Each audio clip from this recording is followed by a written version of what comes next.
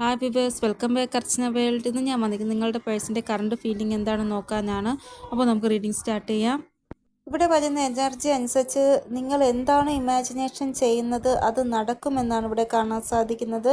അതായത് മാനിഫെസ്റ്റേഷൻ ചെയ്യുന്ന കാര്യം നടക്കും. കാരണം ഇവിടെ മാ താരയുടെ എനർജി ഉണ്ട്, യൂണിവേഴ്സിൻ്റെ എനർജി ഉണ്ട്. ഇവിടെ നിങ്ങളുടെ പേഴ്സൺ ഓവർ തിങ്കിങ് ചെയ്യുകയോ ഏതെങ്കിലും സിറ്റുവേഷനിൽ സ്റ്റക്കായിട്ടിരിക്കുകയോ ട്രാപ്പ്ഡ് സിറ്റുവേഷനിലാണെങ്കിലോ ഇവിടെ ഡിസ്ട്രക്ഷൻ്റെ ആ ഒരു എനർജിയാണ് കാണാൻ സാധിക്കുന്നത്. എല്ലാം അവസാനിക്കുന്ന ആ ഒരു എനർജി. നിങ്ങളുടെ പേഴ്സൻ്റെ ലൈഫിൽ നിന്ന് തേർഡ് പാർട്ടി സിറ്റുവേഷൻ റിലീസായി പോകുന്നതായിട്ടാണ് കാണാൻ സാധിക്കുന്നത്.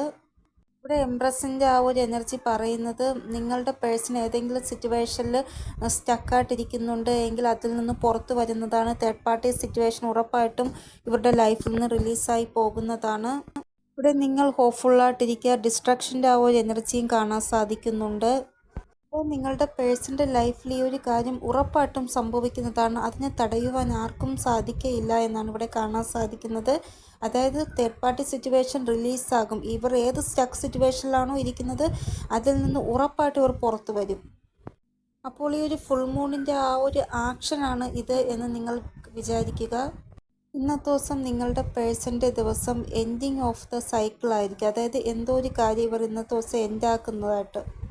ഇവിടെ ഇന്നത്തെ ദിവസം നിങ്ങളുടെ പേഴ്സണ് ഏതെങ്കിലും രീതിയിലൊരു കാർമിക് ട്രിഗർ കിട്ടുന്നതാണ്. പക്ഷേ ആ ഒരു കാർമിക് ട്രിഗർ കിട്ടുന്നതിലൂടെ ഇവർ കെയർ ഫ്രീ ആയിട്ട് ആക്ഷൻ എടുക്കുന്നതായിട്ടാണ് കാണാൻ സാധിക്കുന്നത്.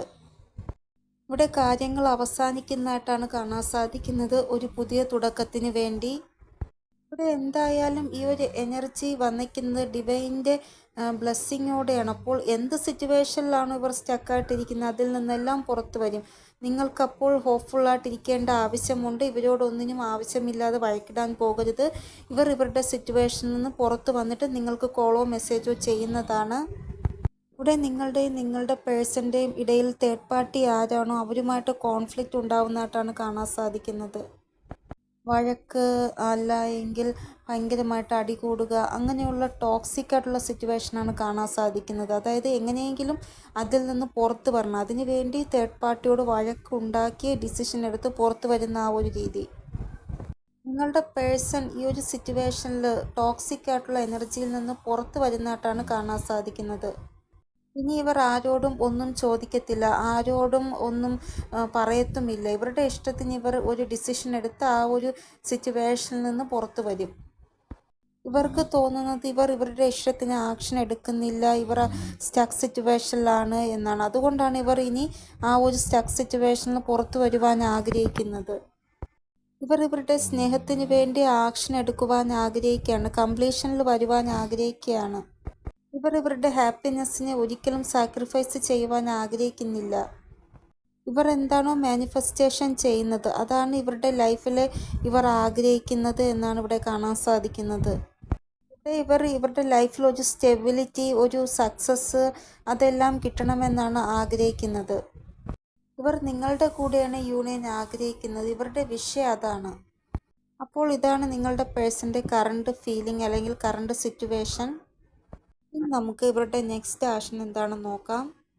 നിങ്ങളുടെ പേഴ്സൺ ഏതെങ്കിലും സിറ്റുവേഷനിൽ ഡിസ്കണക്റ്റ് ആണ് എങ്കിൽ അവരുടെ കോളോ മെസ്സേജോ വരുന്നതായിട്ട് അവർ തിരികെ നിങ്ങളുടെ ലൈഫിലേക്ക് വരുന്നതായിട്ടുള്ള ഒരു എനർജി ഇവിടെ കാണാൻ സാധിക്കുന്നു.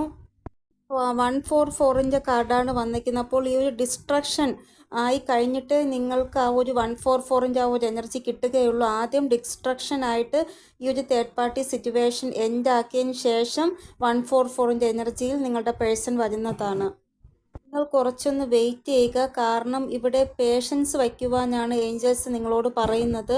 കാരണം ഇവിടെ വലിയ ഒരു കാര്യം സംഭവിക്കാൻ പോകുകയാണ്. അതുകൊണ്ടാണ് നിങ്ങളോട് പേഷ്യൻസ് ആയിട്ടിരിക്കാൻ പറയുന്നത്.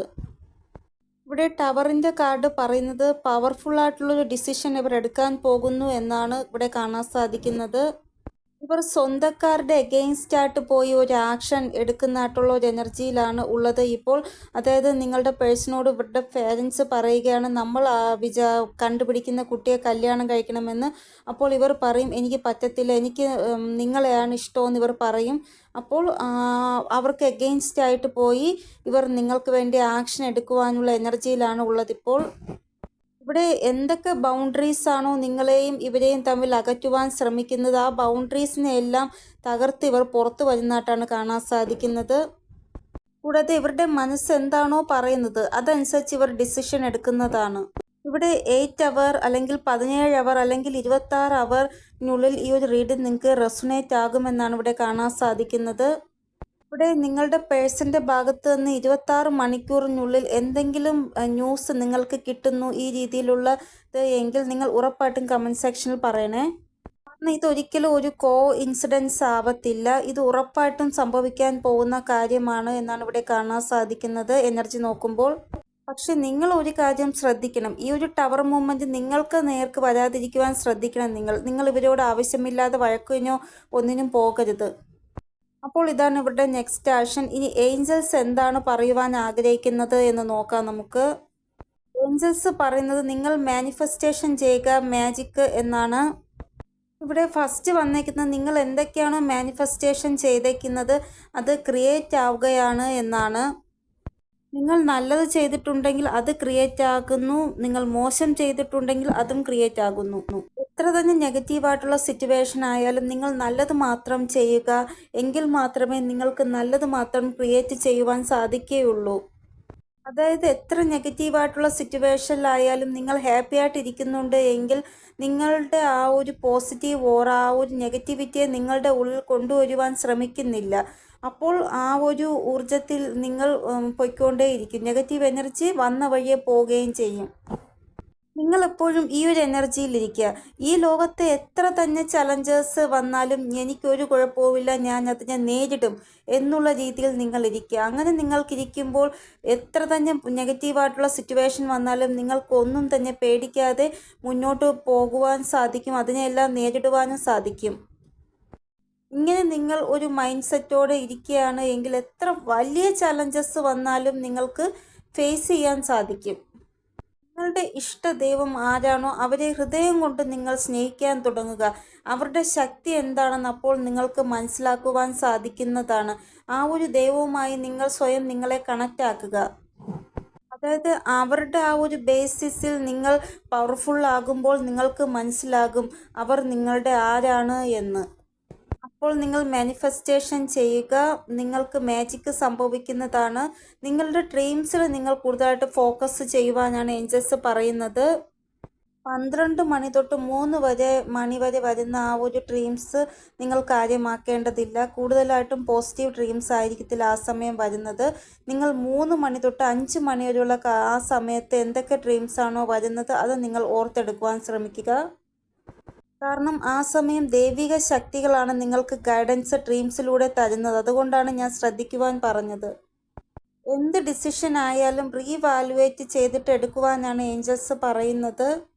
നിങ്ങൾക്ക് ആർക്കെങ്കിലും എന്തെങ്കിലും ദൈവിക ശക്തി ഉണ്ട് എങ്കിൽ അത് അൺലോക്ക് ആവാൻ പോകുകയാണ് എന്നാണ് ഏഞ്ചൽസ് പറയുന്നത്. അതായത് നിങ്ങൾ ചിന്തിക്കുന്ന കാര്യം സത്യമാവുക, നിങ്ങൾ പറയുന്ന കാര്യം സത്യമാവുക, അതൊക്കെയാണ് നിങ്ങളുടെ ഉള്ളിലെ ശക്തി. അപ്പോൾ നിങ്ങൾ ഇത് ശ്രദ്ധിക്കുക. അപ്പോൾ ഇതാണ് ഇന്നത്തെ റീഡിംഗ്. നിങ്ങൾക്ക് എന്തെങ്കിലും ഗൈഡൻസ് കിട്ടിക്കാണുമെന്ന് വിചാരിക്കുന്നു എൻ്റെ റീഡിങ്ങിലൂടെ. ഇനിയൊരു പുതിയ റീഡിങ്ങുമായി വരുന്നത് വരെ എല്ലാവർക്കും ബൈ. ഓം നമഃ ശിവായ. Thank you so much.